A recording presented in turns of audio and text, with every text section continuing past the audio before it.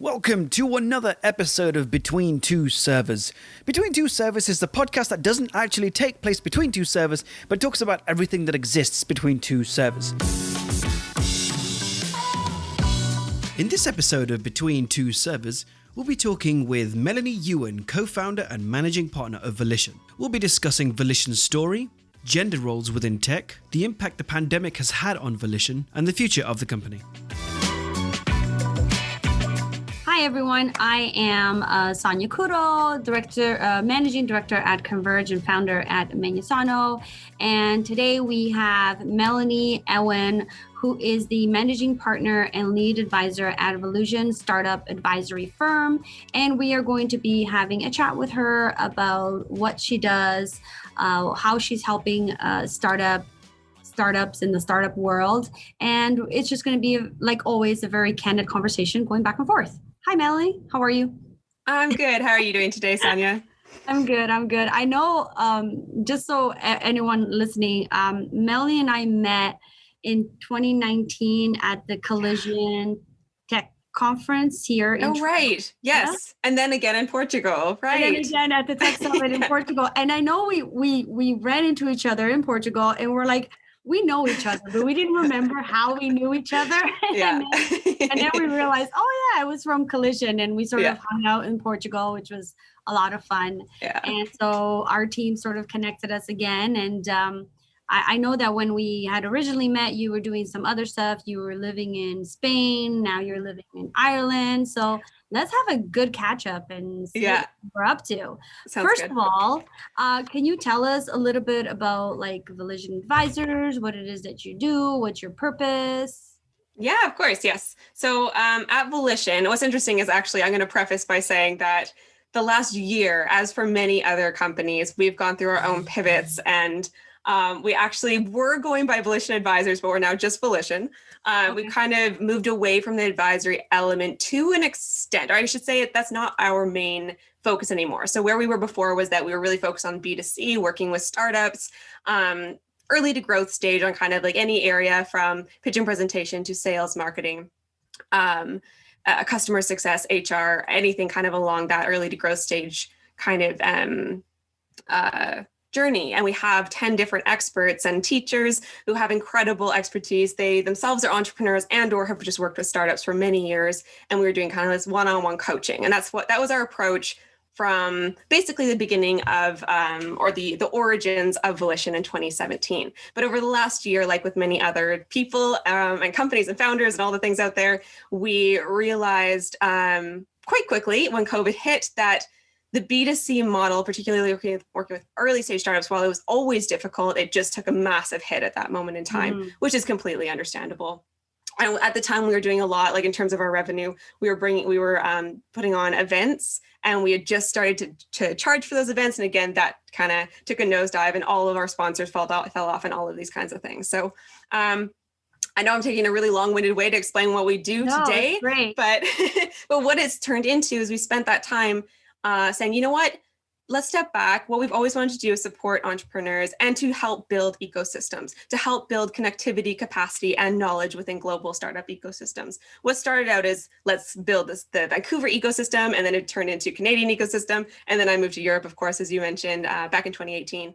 And it kind of became this, it just became larger and larger and larger. And then with going virtual in March became global. Let's support these global ecosystems that we're connected to in many different ways. And so while it used to be that kind of one-on-one working with startups, it transitioned in 2020 to working with program partners or different trusted partners in different ecosystems around the world. So that's kind of what the transitions look like now. So we still are really focused on building connectivity, capacity, and knowledge within global ecosystems, but it's through co-creating and delivering value with our trusted partners. So it looks like working with accelerators, looks like working with different kind of investor groups, people who have like memberships, like women's, like groups, like I'm thinking about like Fembot, and I'm thinking about like Canadian small business women kind of organizations that have lots of people in them.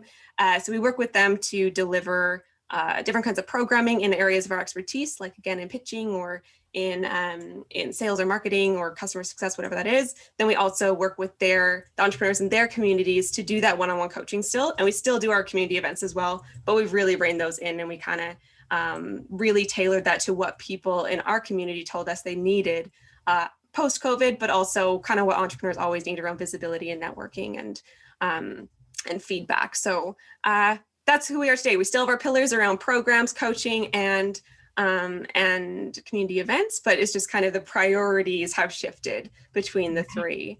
So that's what Volition is, in a very long-winded way of saying it, not succinct at all at this point in time, but we're a collective of experts. Yeah. You kind of answered like 3 questions. Yeah. I tend to do that. More questions. It's fine. Okay. I can go on. So, I mean, you're in this ecosystem to help startups. We're going to talk a little bit about women founders, some of the work you do around that space as well. But, what are some of the hardest parts of a startup that you think exists? Like hardest, like what I'm seeing? Starting a company. It's interesting because I know when I was originally thinking about this question, I was kind of applying it to what was the hardest elements of starting my business, and I'm interested to see if it's similar, and I kind of have an inkling that it's similar to many other people and what I'm seeing, and it kind of reflects in what I'm seeing when working with startups and founders. For me, I found that starting the business is not so much the hard part. It's kind of all of those moments that happen afterwards. Everything from figuring out and navigating your relationship and disagreements you might have with your co-founders and the other partners on your team. It's everything from kind of, navigating a pandemic, but even just figuring out when to grow your team, when to step back as a founder, when like all of those kind of like growing pain elements. And I was thinking about my journey, and that in the past year, I think there's been some really key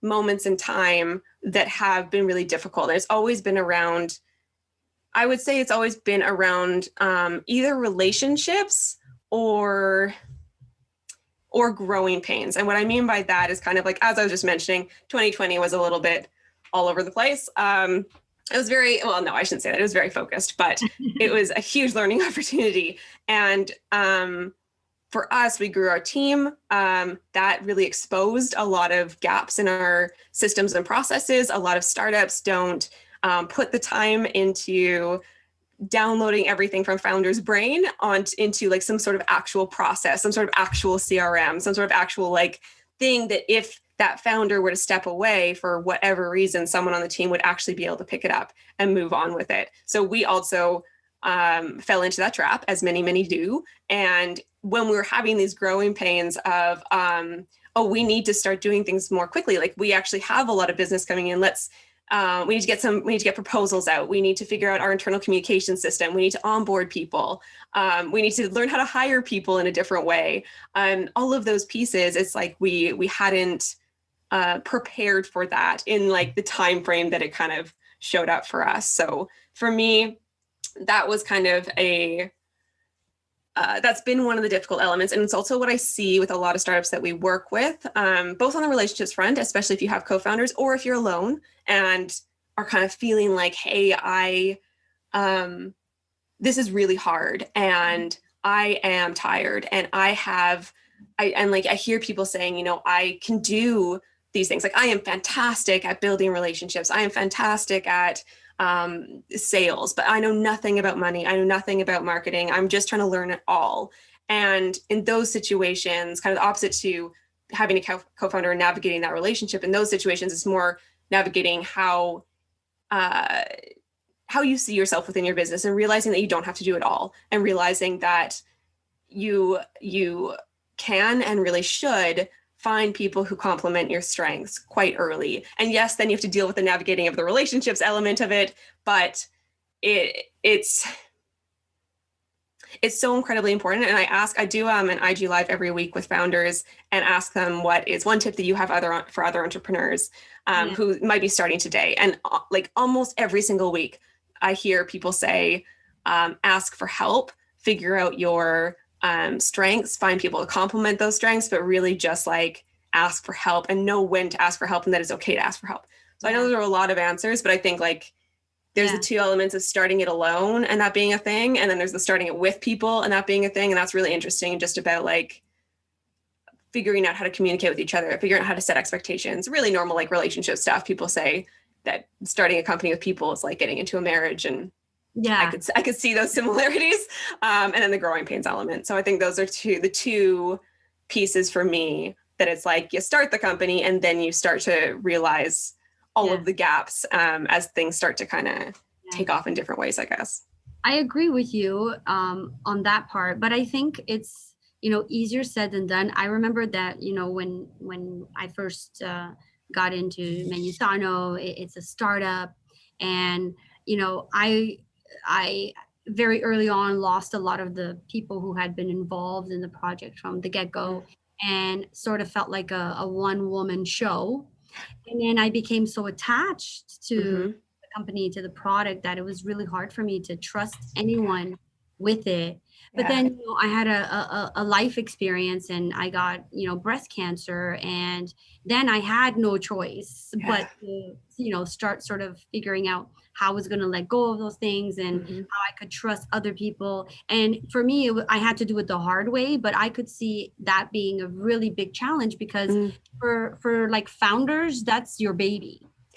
Right? You're pouring your heart and soul into this thing. Exactly. Yeah. And this is the thing, like I'm talking to founders who have been doing it for years, and they're talking about hindsight, right? They're like, I wish I'd known this was something I could do, but it's something that, like you say, it is so difficult. And I know my business partner, Paul, who's incredible. It's been kind of like in the last year with the pandemic and with other things going on. And I've also had health things going on, and just like realizing that if we try to hold on to it at this point, we're doing a disservice to everything that we've built, and to our team, and to where this could go.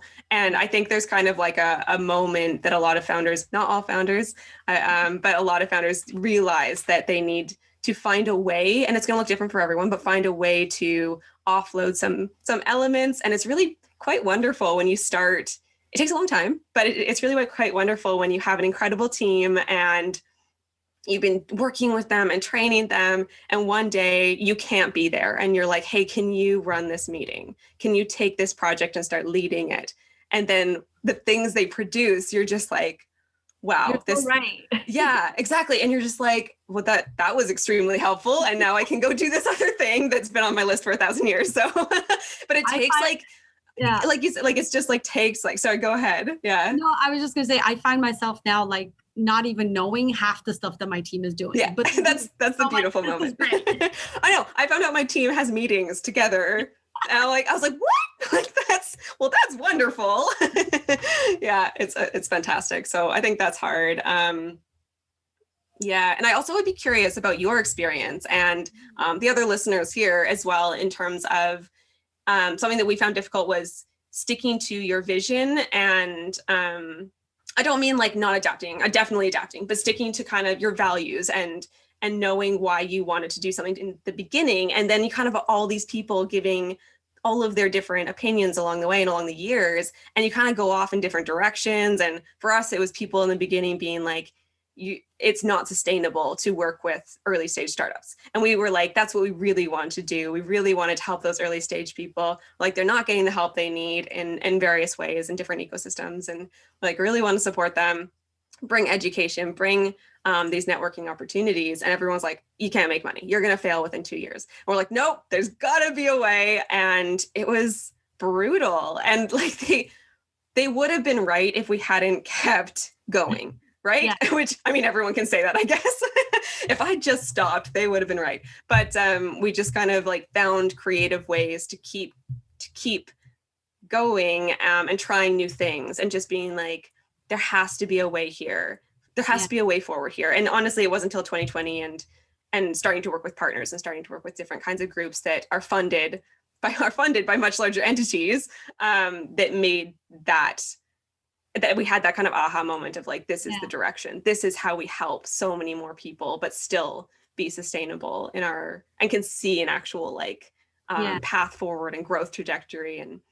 But it's like sticking to your values and sticking when you have those moments that you're like, maybe they're right. Like maybe this isn't going to work. And I've tried it to do it 10 different ways and it's still not working. And we've had those moments of like, okay, 6 months from now, if like we haven't hit these metrics, we're going to have to call it.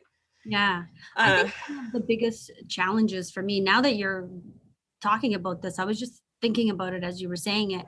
And I think like at the very early stages of Menusano, I was involved with, very intelligent business people who ran large companies, not a startup.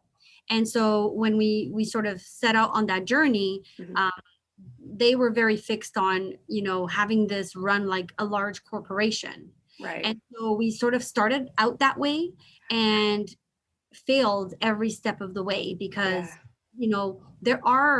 I learned once they sort of left that, running a startup is very different than running, an existing business, a large corporation. We were like down here and they were like way up here. So once everyone sort of stepped away, I had to restructure the whole thing. I even had to join like an accelerator for female founders, although I knew how to run business, but a startup was just so different. And I think that was a really important lesson learned for me, because if I hadn't stepped back and realized that was going to be a major problem, I don't think we would have been able to become a global company that we are now and achieve all the success that we have, because we were trying to run it as if it was already an existing, successful company, and it wasn't. Yeah, exactly. Yeah, you have to go through all those kind of growing pains along the way and shift things. And I mean, that's why they say like, founders are very adaptable. And that's like one of the hallmarks of a great entrepreneur is to have that adaptability and to listen, to go back to your values. Of course, like listen, I mean, I think it's extremely important, and not enough people listen to their customers and actually do real market research to understand how they need to shift and change, but like still sticking to why you started this to begin with and what you want it to look like. In terms of like your non-negotiables of what you want this to look like and feel like, and like what you want your life to be like within this startup, especially for us being service-based, and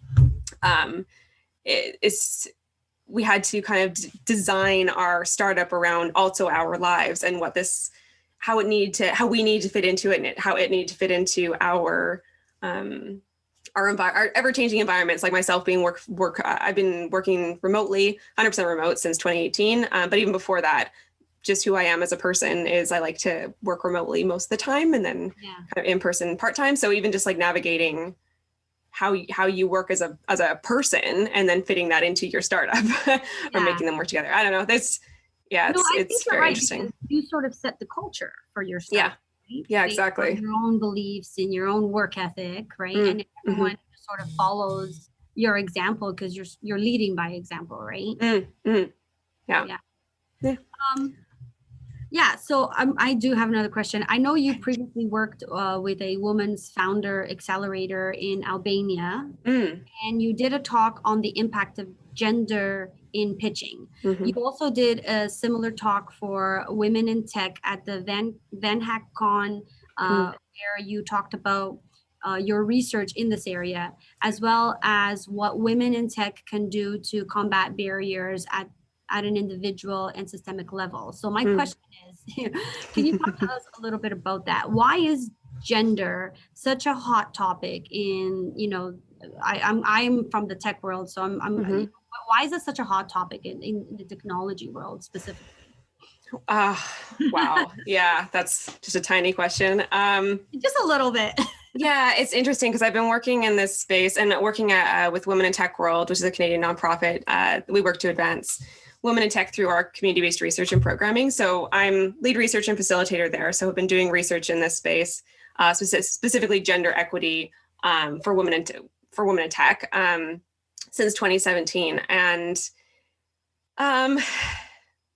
it's a hot topic because it's not getting better. And what we're seeing is that there are, it's kind of interesting. So we're seeing that women are in certain areas are going into academics. They're going into academia for STEM at higher and higher rates in some of the different areas in STEM. For computer science, that rate's actually going down drastically. So that's a really concerning kind of element where, 30 years ago, there were actually more women going into computer science degrees than there are today. So we're seeing kind of that going in the direction we wouldn't want it to go in so much.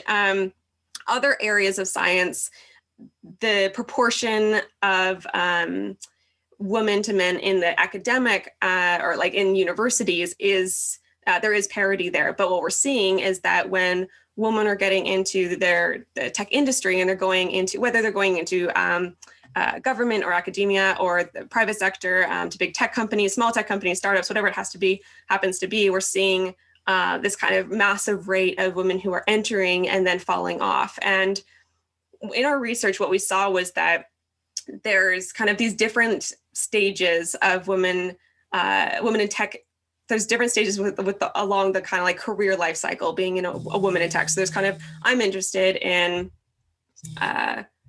I'm interested in tech. I'm going to go into this at the university level. There's the I've graduated. I'm still interested in it. I'm going to get into the industry. I'm kind of early in my career. Then there's middle management kind of level.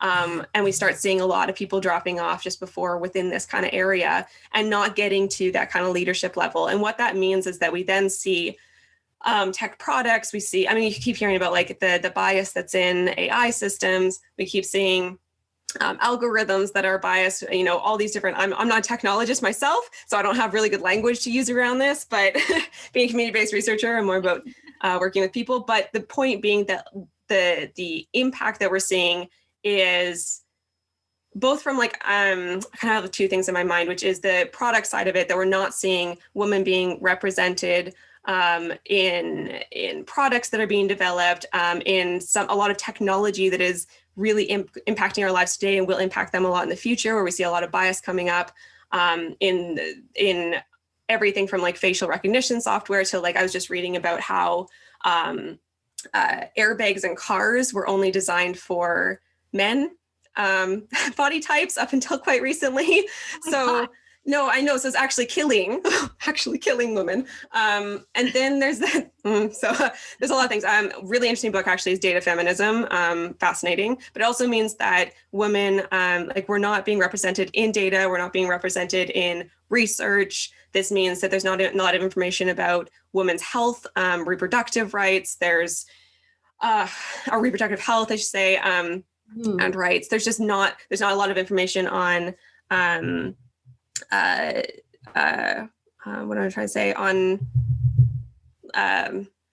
like death rates during labor and okay.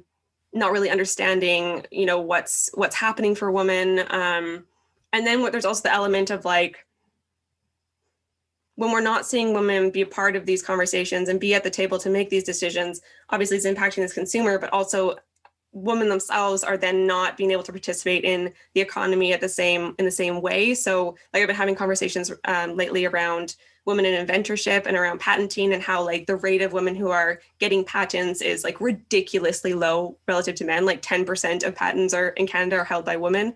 And that means like a patent means that you have the ability to control that technology, that you can sell it, that you can license it, that you can control it. And so we're seeing that like 90% of patents are held by men in Canada.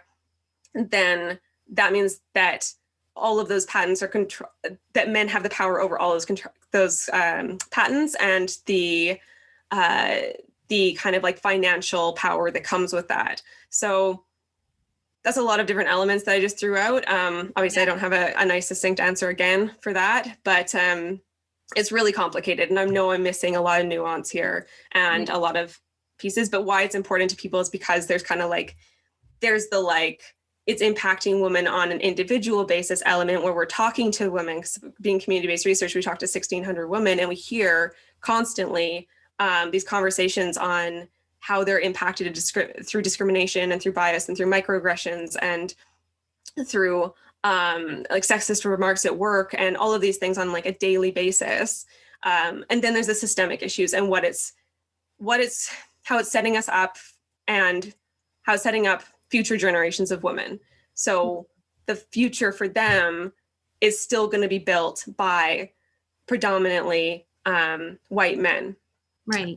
The technology, and technology makes all of our decisions now. Well, not all of them now, but it's getting there. It's a lot of our decisions, whether we know it or not, is being controlled by technology, and it's being developed predominantly by these men. And it's very interesting and horrifying. I have my scientist brain is like, this is fascinating, and then I have like my feminist brain, which is like, this is horrific. So that's why it's important to me, I guess. Yeah. Well, I was reading the other day that, it's been proven that a company that has a woman on the board or in the boardroom or that's involved at like a management level, these companies fairly do better than companies that are 100% male dominated. So, as a woman, I would also think the same thing, that's just common sense, right? You want to have, especially if you're a business, like, do you not want to sell to women? Like, women, there's a lot of huge buying power. The purchase power is insane. Yeah, exactly, purchase power. And then like, what you like, men are gonna sell to us? Who knows us better than us, right? This is the thing, like why it's important and why like I get tongue tied about it is because it just seems so obvious to me. It's just like, why would this not be important? Like, I don't understand why we're having this conversation still, not today on this podcast, but in general. Like I ran a panel, I think it was like 2 years ago, and it was just, what was it called? I think it was called Women in Business. Why are we still, or like why we shouldn't have to still make the business case for women. Something to that effect, where it was just like, I had these 4 incredible, powerful women on stage, and all of us were just irritated that we were still being asked to make this business case for why women should be getting the same amount of investment dollars, should be getting the seat at the actual table, the decision makers table, should be on panels, should have visibility, should be getting those leadership roles, and have that kind of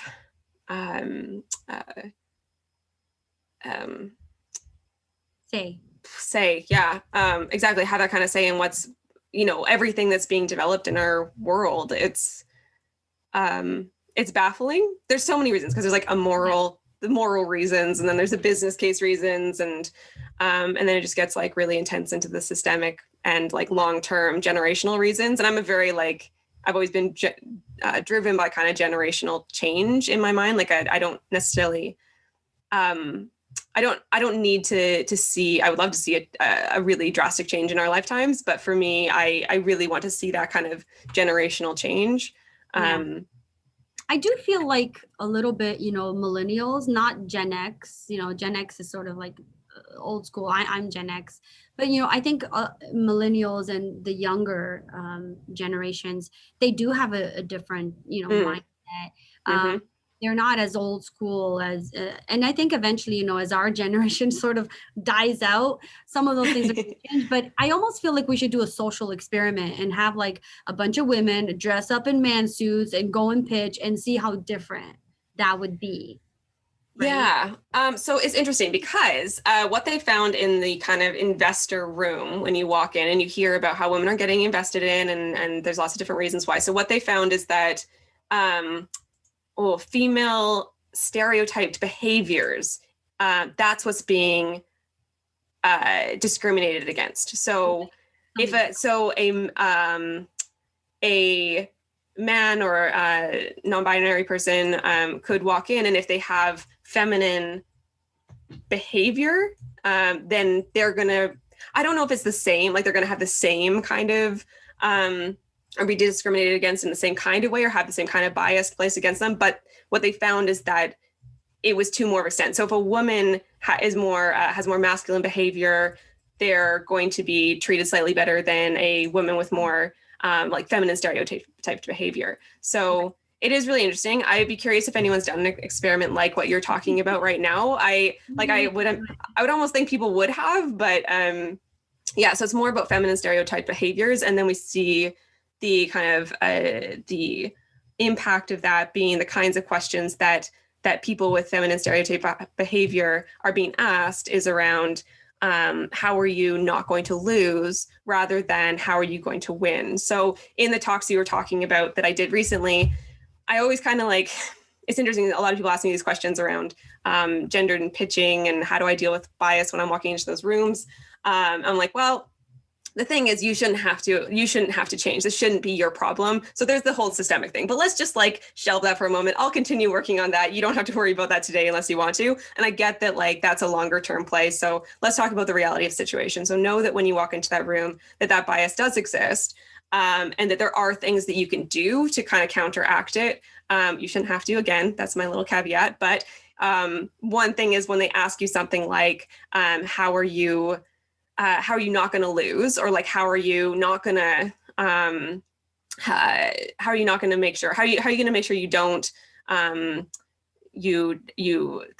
like hockey stick graph that you have in front of us is not going to like dip down all of a sudden. So a man they would have, or someone with male presenting characters or whatever it happens to be, they would be like, oh, that's a hockey stick growth. How are you going to make that get bigger? For the woman, be like, how are you going to not make it drop off at the end? Like, this seems unrealistic. How are you going to make that not fall? So to answer that question, as if they've asked you the growth question and be like, well, we're going to make it grow by da, da, da, da. So instead of like getting defensive, it's when we get on that kind of defensive of like, oh no, we're not going to like, I'll deal with this in this way. And this is how I'll like make sure that we don't drop off, or if we drop off, that's how I'll deal with it. So it's not even like, and if we drop off, this is how I'll deal with it. It's just like, nope, that's not going to happen. This is what's going to happen.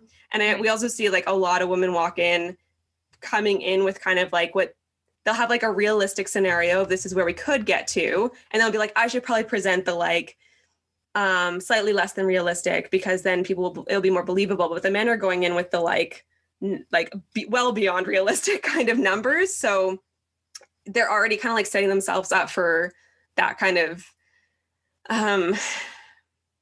issue of like already being on the defensive of like, well, we think we could do this, but you know what, let's just like rein it in a bit and we'll talk about smaller numbers to begin with.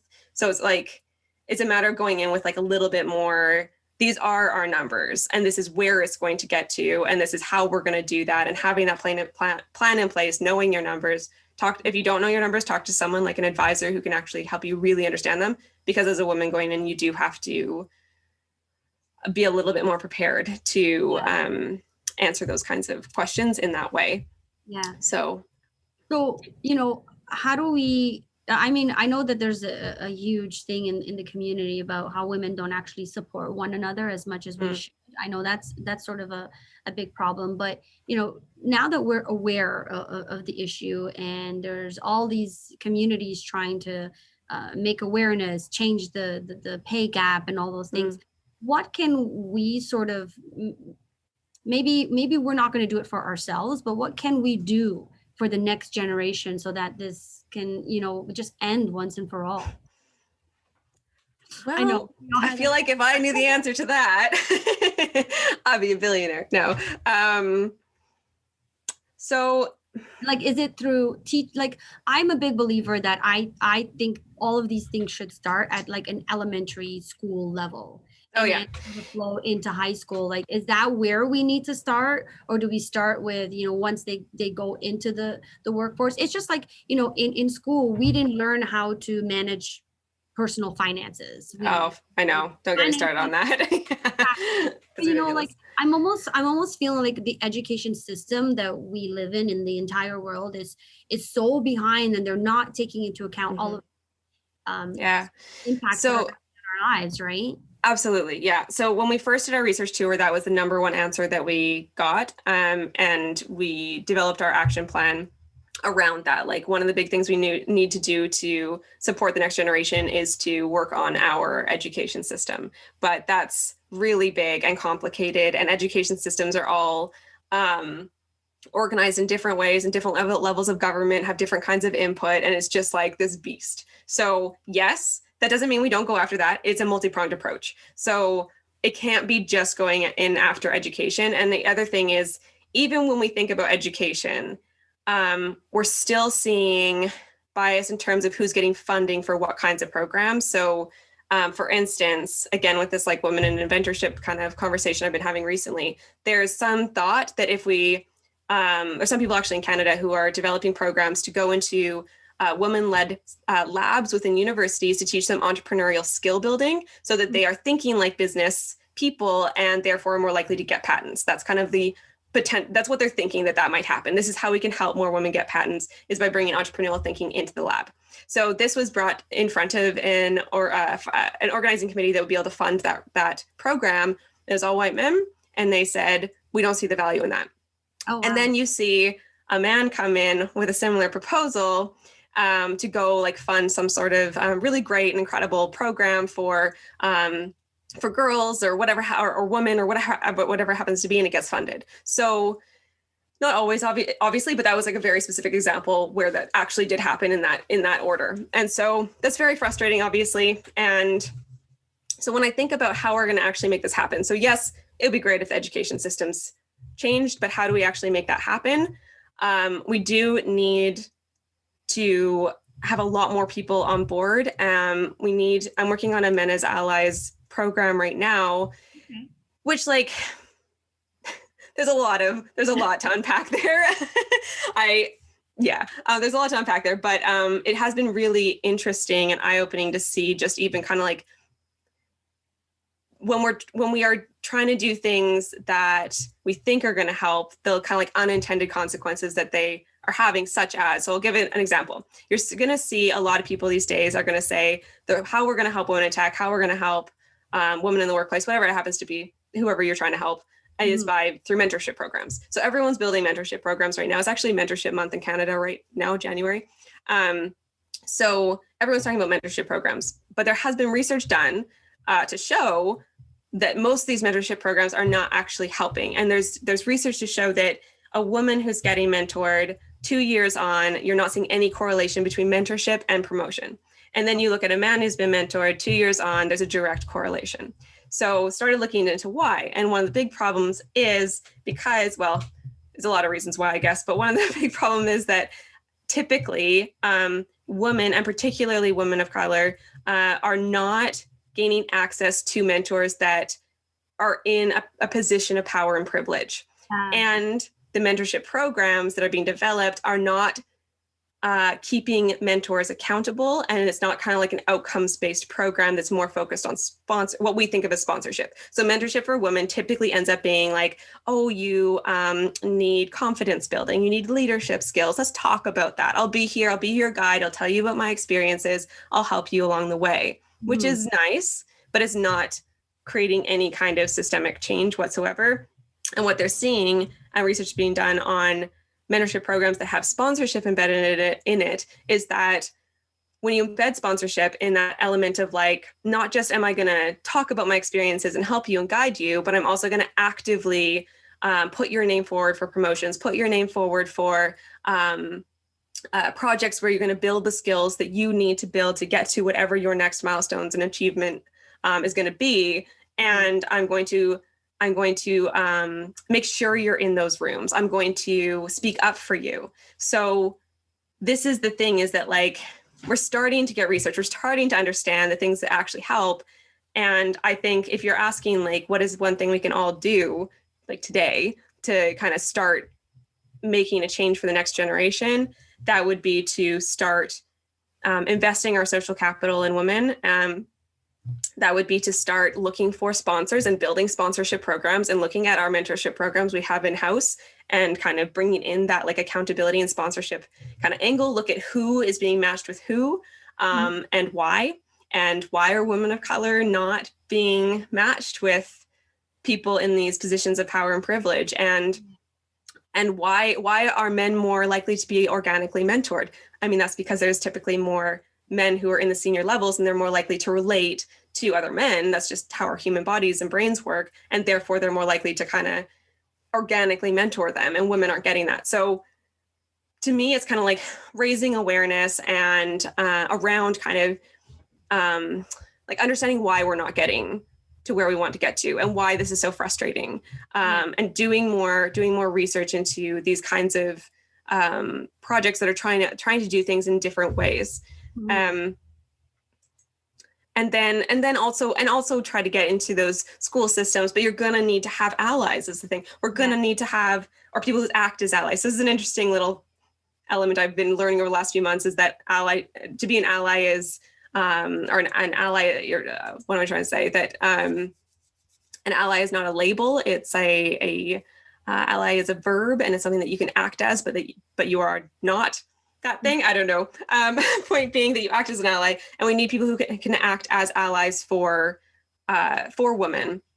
And when we're going into those rooms and saying, let's bring this entrepreneurship program into these women-led labs, that we have someone there who ideally in the room, you're going to have a representative panel in front of you. But if you don't have that, having someone that is going to be in the room alongside with you to advocate for what you're doing. And it's very frustrating that we need that at this point in time. But to me, like, there's certain things we need to do to kind of that are like slightly unpalatable to have to get us to a point where we're going to start seeing a real investment in gender equity initiatives. Yeah. And so we're not there yet, but no, we're not even close. But I mean, all we can do is sort of support each other and try to help each other navigate through this crazy world that we're in.